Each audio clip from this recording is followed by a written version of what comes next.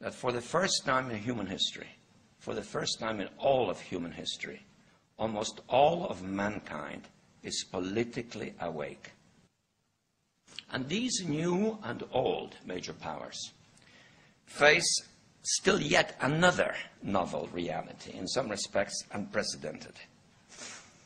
And it is that while the lethality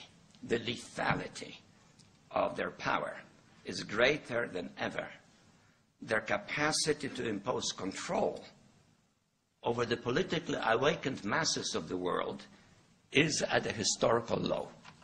I once put it rather pungently, and I was flattered that the British Foreign Secretary repeated this, as follows. Namely, in earlier times, it was easier to control 1 million people, literally. It was easier to control 1 million people than physically to kill 1 million people. Today, it is infinitely easier to kill 1 million people than to control 1 million people. It is easier to kill than to control.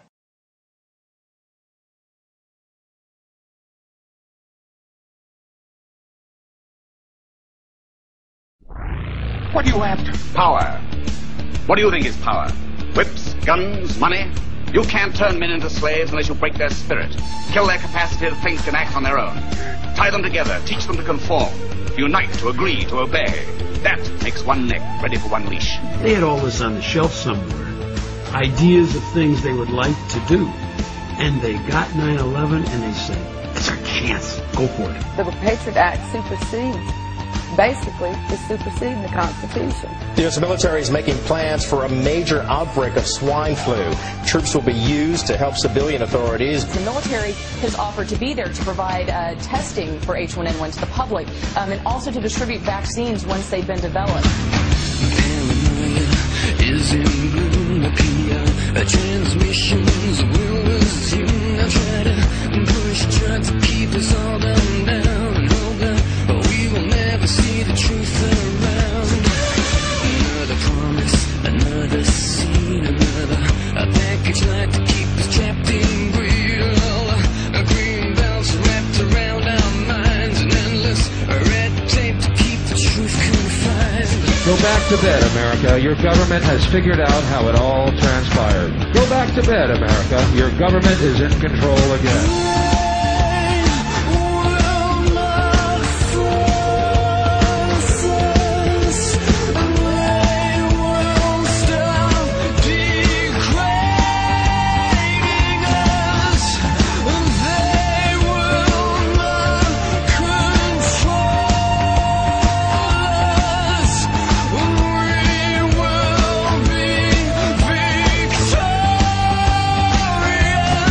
It's too late to complain. You should have complained at the beginning, when you at least had a chance.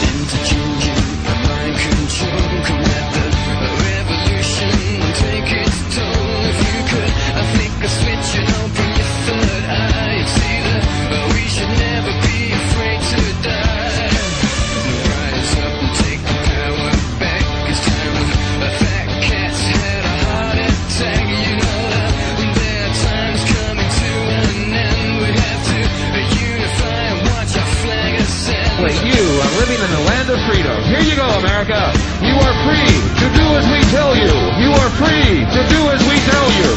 They will not force us. They will stop degrading us. They will not control us.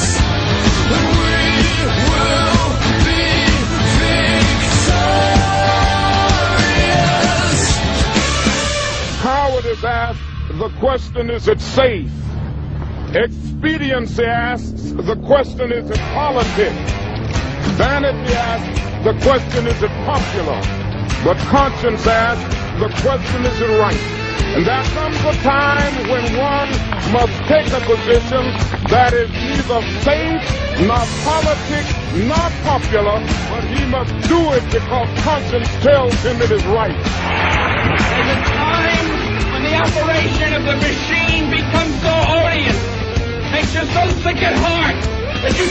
take part. You can't even passively take part.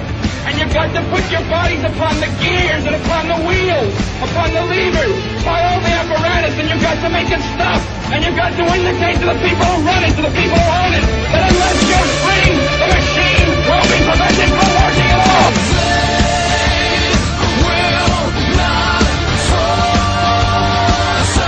I want you to get back.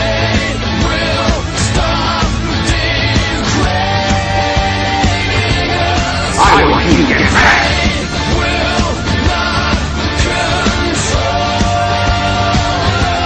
I want you to get back.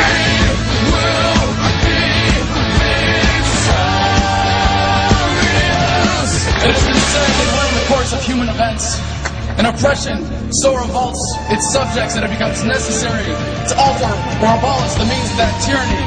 Is it that time when our Bill of Rights is defiled every day? When our adventures abroad threaten our security at home? When the Federal Reserve keeps our free nation enslaved by debt? And now, our nation is drifting dangerously from freedom to